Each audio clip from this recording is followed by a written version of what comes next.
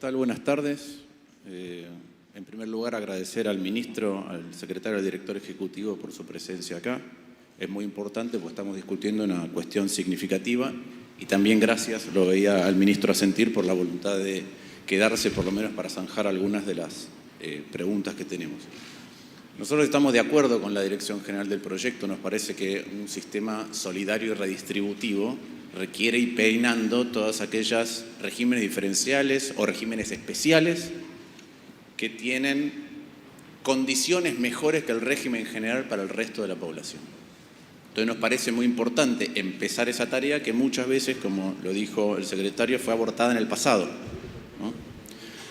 Ahora tenemos sabor a poco con este proyecto porque nos parece que ni termina de resolver algunas cuestiones solidarias, ni termina de peinar más lo redistributivo, ni termina de reducir no solamente el déficit hoy, como mencionaba el director ejecutivo, sino también la tendencia del déficit a futuro, o no contribuye todo lo posible.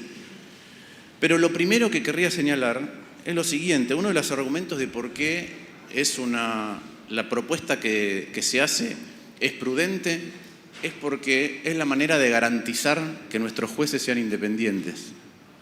A mí primero me gustaría entender cuál es la diferencia entre el 93% móvil del salario del último escalafón, que eso los hace ser independientes, pero si movimos bajo del 93% móvil de los últimos 120 meses, los jueces dejan de ser independientes. Esa es la primera pregunta que querría hacer. Porque además este Congreso, no esta composición de las cámaras, pero este Congreso en el pasado, como le dijo el secretario, sancionó leyes que eliminaban estos regímenes y se vetaron.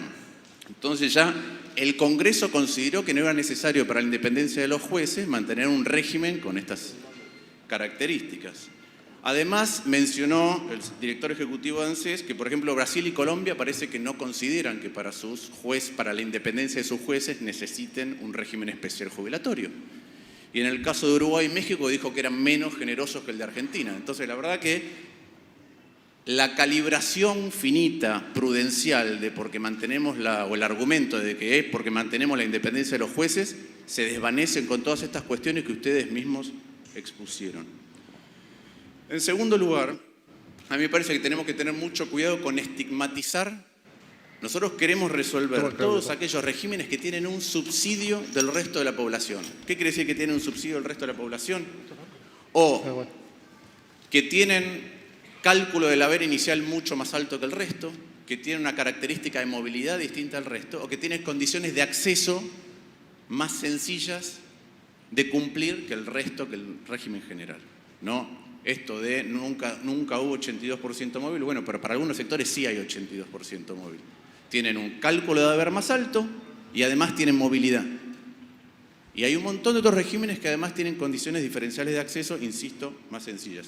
No me parece bueno, creo que ese es el foco, es cuáles son los regímenes distintos, ya sean especiales o diferenciales, que están subsidiados por el resto de la población, ¿no? Ya sabemos que más o menos el 10% del gasto son regímenes especiales.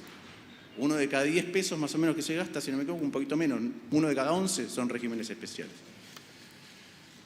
Entonces, la cuestión que queremos resolver es esa. No me parece correcto andar hablando de las remuneraciones de ninguna de las cajas. ¿Por qué? Porque es cierto que tienen remuneraciones más altas, pero en gran medida, no todas, pero en gran medida, porque tienen haberes más altos. Entonces, si decimos gana 200.000 o 300.000 versus 20.000, no estamos poniendo el foco en el sistema. El foco es, si fueran calculados sus haberes igual que cualquier hijo de vecino, con el régimen general, ¿cuánto más están ganando hoy? Y ahí hay algunas cifras, ¿no? Voy a decir algunas.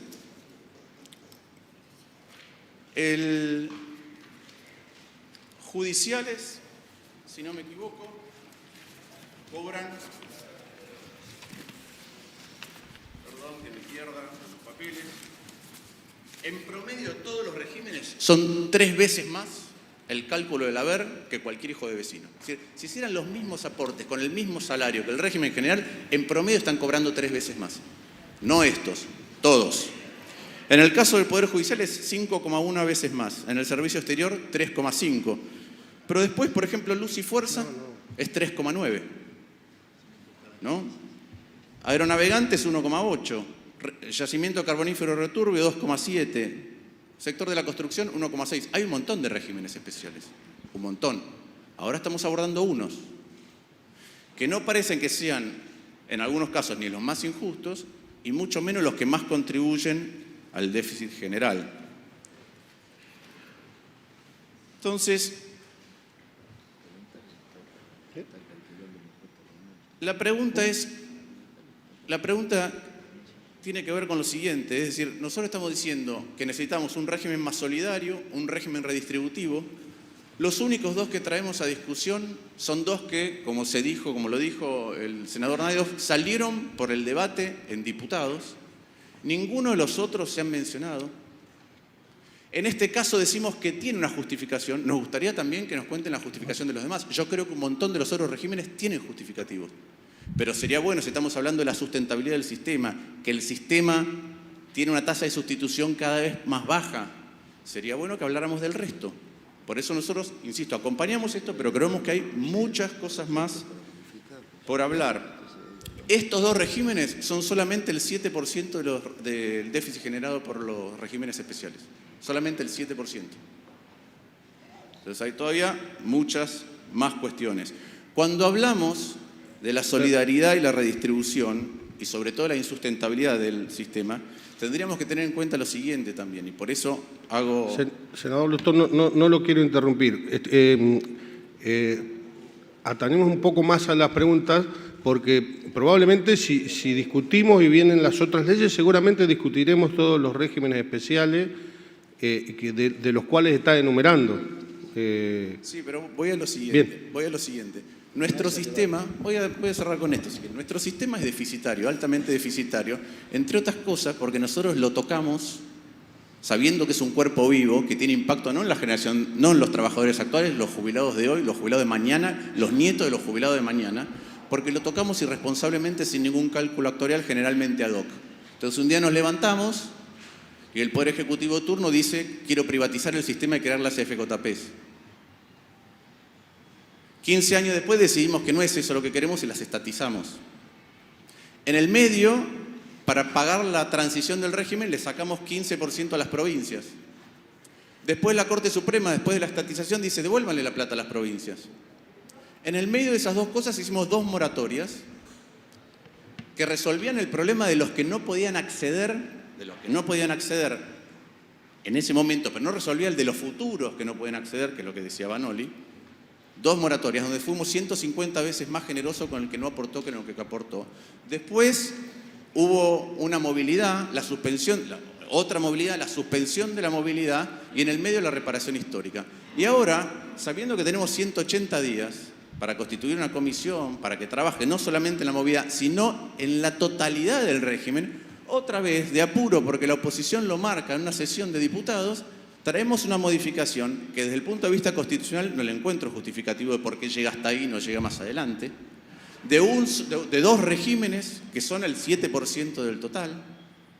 Entonces me parece que no solamente se puede ser más exhaustivo en la modificación y generar más solidaridad y más redistribución, sino que además convendría mirar como un todo el sistema previsional, porque si no caemos siempre en los mismos errores. Y esos mismos errores son los que hacen que no seamos solidarios intergeneracionalmente. Si mañana, pasado, etcétera, vamos a tener un problema. Entonces, me parece que otra vez, que la dirección es correcta, no se entiende por qué llega hasta ahí, no se entiende por qué no esperamos, no se entiende por qué no nos damos el trabajo en la comisión que tendría que haber sido designada con la ley anterior, la de reparación histórica, y que ahora también está en la emergencia. Entonces, ¿por qué no nos damos el trabajo de algo tan importante, que es el 40% del gasto público, de discutirlo como corresponde? Seguramente nosotros, otra vez, sabiendo que esto es un pequeñísimo paso en la dirección correcta, vamos a tener un dictamen de minoría. Muchas gracias.